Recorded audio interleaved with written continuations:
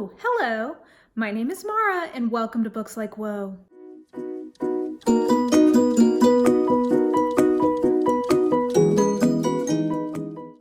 Alrighty guys, we are going to continue in my series of doing 3 mystery book reviews around isolated closed circle mysteries with a theme that connects them all. So let's see, so far we've done Trapped in a Hotel, we did Christmas in July, last month we did Snowed In Trains, and this month we are going to do Fantastical Isolated Closed Circle Mysteries. Now, if you have never watched one of these before, what I mean by isolated closed circle is that this is the subgenre trope in mystery where everybody's trapped together, either by the weather or they're stuck on an island or the apocalypse happens. Like there's any number of ways people can get stuck somewhere together. Somebody starts, one person dies and then people start dying and they got to figure out who did it in order to not die themselves. So this is my personal favorite mystery trope. And so I've been, sort of celebrating that this year and doing 3 book reviews at a time to kind of compare and contrast, talk about what I think does and doesn't work in sort of a micro genre within that. So today I was inspired by the fact that this summer, the Murder on the Rockport Limited, which was the Adventure Zone Volume 2, basically, based on the Adventure Zone podcast, that this graphic novel came out. And this is a fantasy graphic novel, yes, and it's very funny, but it technically is an isolated closed circle mystery. So I wanted to kind of celebrate that with a couple of other books that are also somewhat fantastical to varying degrees, and we'll kind of compare and contrast and talk about what I thought of these. Spoiler alert, in terms of the overall lineup of review books that we're talking about, this contains 3 books that I really like. Of these, I would say this is my favorite, which is Every Heart a Doorway. I gave this 5 stars, but I gave both of these 2 books, which is the 7.5 Deaths of Evelyn Hardcastle and the Adventure Zone Murder on the Rockport Limited. I gave both of these 4 stars. So this is a nice little mix up here. And so let's dive into talking about some of the things that connect these and some of the things that are different. So another thing I guess that's unusual from the previous ones we've talked about is that I would say that all 3 of these are true isolated closed circle mysteries. Now, I was somewhat trepidatious in saying that because I was like, oh, well, there's little things here and there. But then when I thought about it, really the nitpicky things I was thinking of weren't actually about the trope itself or the way that the genre is expressed. It was more in tone or atmosphere. So normally in one of these kinds of mysteries, I would expect there to be sort of a feeling of claustrophobia, isolation, and that kind of lends to the menace. And I do think that these all have that to some degree. I would say that probably this one right here has that the most, the Evelyn Hardcastle one, but not as strongly as in your sort of traditional non-fantastical version of this trope. So it's interesting that way because these are all true isolated closed circle mysteries. All of these are situations where people are sort of trapped together for one reason or another. In this situation, they are all stuck on a train that is magically closed, basically. In this one, they're all stuck at a boarding school together, and it's sort of a boarding school that exists outside normal regulations for schools. So there's not really any police officer or authority to turn to. And in this one, pretty much the setup requires basically everybody is trapped together, and if you try to leave the property, there's things that keep you from doing that. So all of these, they are truly stuck. All of these people start dying, and they got to figure out who done it before they are next to one degree or another. So I will say though, beyond that, these are 3 quite different books in terms of their mood and the types of fantasies they are. So the Adventure Zone Murder on the Rockport Limited is a high fantasy, and it is a high fantasy comedy. It's a comedy podcast. It's this essentially is a D&D game podcast that was started by the McElroy brothers, who are very funny. I really enjoy their podcast on that branch as well. So this is a very funny book, and it is high fantasy. They are in a different world. They are in a D&D inspired world, and no parallels to ours other than a really fun Easter egg to Agatha Christie, which I will see if I can point out for you guys. So I would call that a high fantasy. This one is a portal fantasy. So the whole kind of, and it's interesting because it's a portal fantasy in terms of the setup, but it also pretty much is a contemporary in terms of what actually happens in this book for the most part. So the setup of Every Heart a Doorway is that there is this boarding school or group home for kids who kind of are like the Pevensies in the Narnia books, where they went to another world and they came back, and some of them are, most of them actually, are desperately trying to get back to that world, because the setup is pretty much that like a world that suits you calls to you, and that's how you end up falling into it in the first place. And so it's a portal fantasy, so that's sort of a different trope of fantasy, or a different kind of fantasy. And then this one is kind of the hardest to classify. I would call this speculative fiction, because you're constantly in this book a little bit disoriented in terms of like what is really going on. You can't tell if it's magic, if it's some sort of science, like it's kind of hard to say. So this one I would say is sort of maybe the least strictly fantastical, but it is still speculative fiction, so I felt like it belonged in this lineup. So that kind of covers the sort of parallels between these and kind of how they stack up against each other. So let me give you my thoughts on each of these in terms of how well they do as an isolated closed circle mystery. So since this inspired this video, we'll start here with the Murder on the Rockport Limited. So the setup here is basically that these three guys are in a little gang who are magical adventurers, and their job is to collect these various relics that exist in this world. This is also, I guess, one that sort of you could think of as high fantasy with a mix of sci-fi, because they also are operating from this like moon base that circles the planet where this fantasy world is taking place. I feel like recently I've read a lot of books that I guess are technically speculative fiction because they sort of straddle the line between sci-fi and fantasy, but that's a side note. But this reads like a fantasy for the most part. So their job is to find these relics and to destroy them, because there's this other force in the world that is trying to acquire these magical, very powerful objects to basically destroy the world or control the world. And they get wind that there is a relic on a train that is traveling between two magical towns in this world. And so they get on the train and somebody dies, and they have to figure out who done it. And they also have to try to get their hands on the relic before it falls into the wrong hands. So this is very funny. Like, this is a comedic podcast. It's a graphic novel, but it really reads like a comic book, like from when you were a kid, kind of, in terms of it's very light. I really love something that happens, well, in the podcast. The dungeon master is one of the brothers, so he plays a pretty active role, and he voices all of the non-main characters.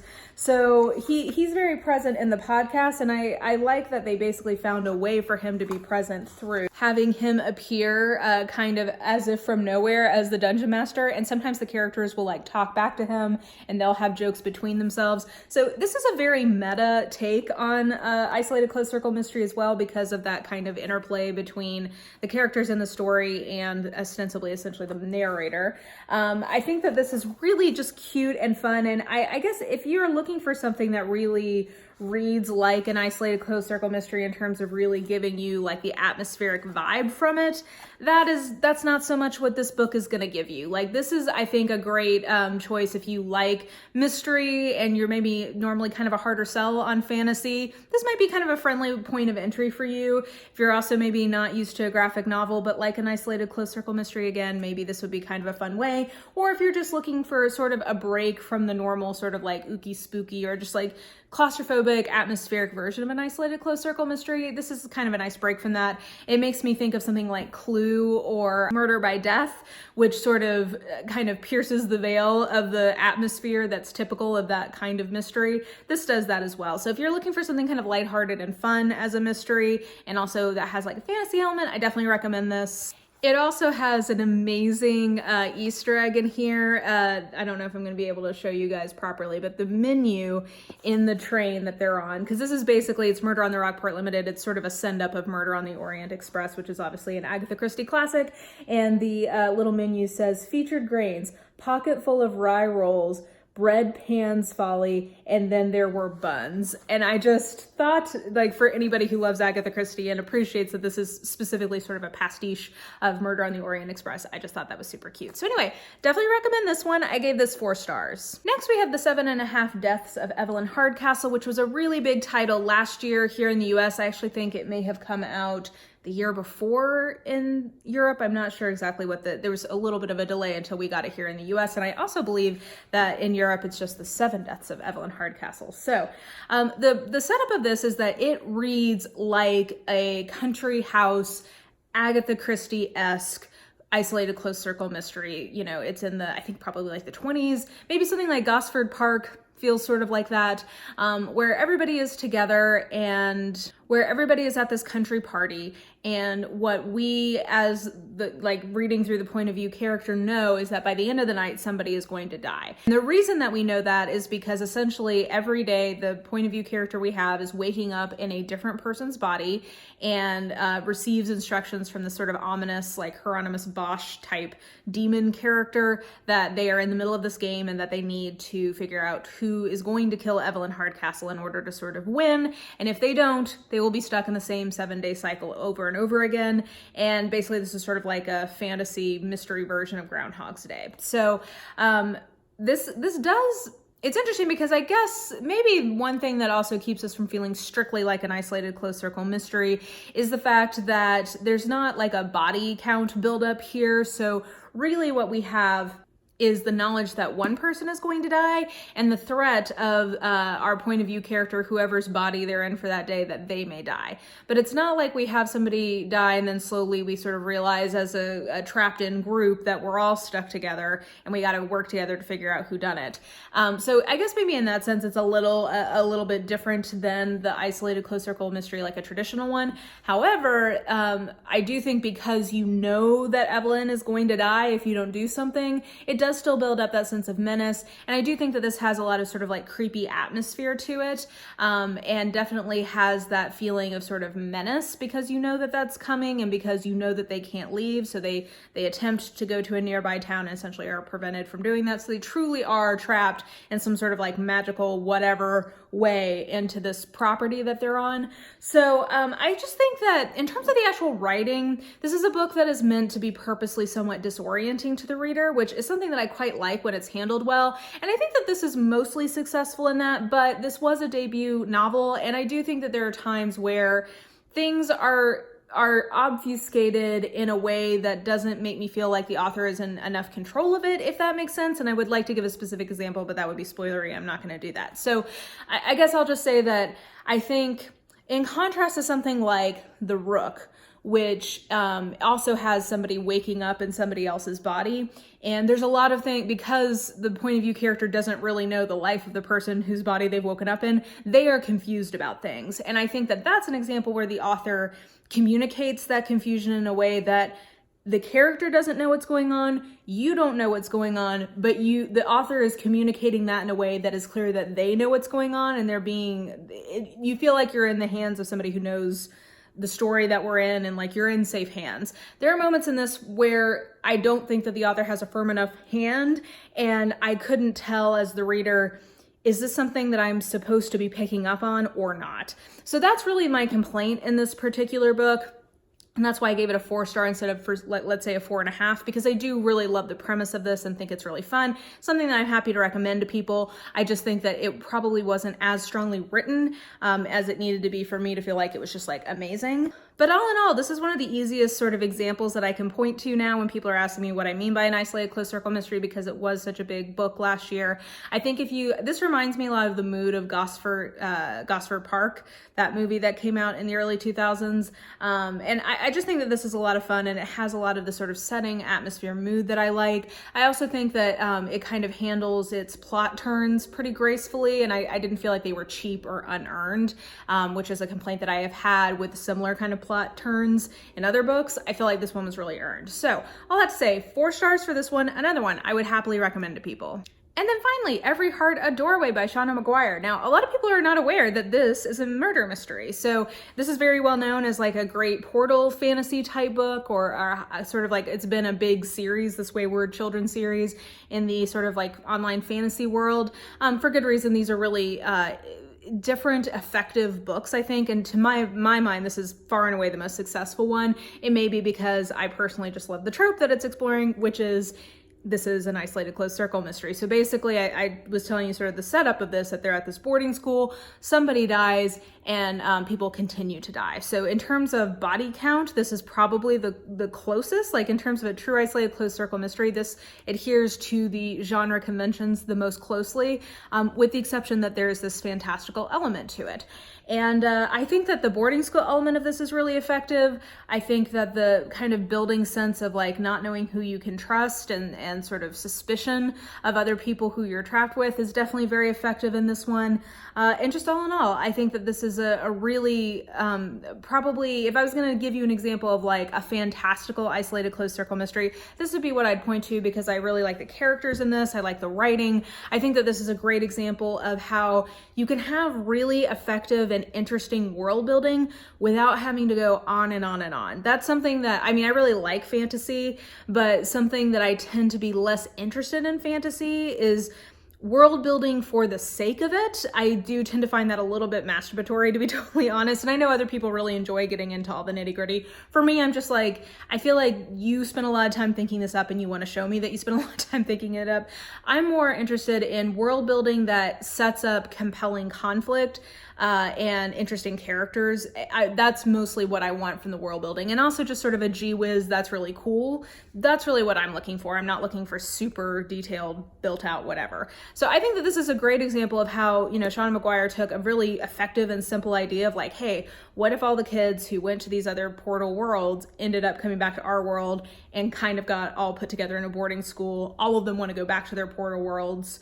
Like that's an interesting idea. And she, you know, over the course of the series, she demonstrates like she can build out all of these different portal worlds and think through why it is these different kids would get called to different ones. She's, you know, able to do that. But I just think that I really appreciate the brevity of this, how effectively it adheres to the plot conventions that it's working with, the amount of character building it's able to do in such a short amount of time. And just, I find this a really moving book. So in terms of if I was going to give you one recommendation for a fantastical isolated closed circle mystery, it would be this one. But like I was saying, or let me grab these other ones, I actually really like all three of these. They're a different spin on a trope that I really love. And I think that if you're somebody who knows that you like this kind of plot engine and you're looking for something a little different, any three of these I think would be a great way to sort of, you know, broaden your horizons, dip your toes outside, or vice versa. If you were a fan of fantasy and you've liked any of the three of these and you were intrigued by the plot engine in them, which is that isolated closed circle mystery aspect, I encourage you to maybe watch some of my other reviews, and you can find other books that are more traditional mysteries that have that same kind of plot convention to it. So I think that that will do it for this month's isolated closed circle mystery 3-book review.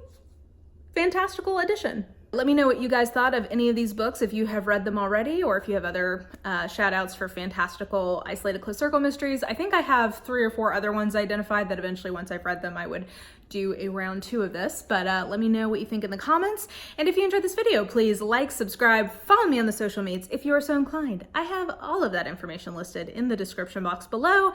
And I think that that will do it. I hope you are having an absolutely lovely day, and I will just talk to you soon.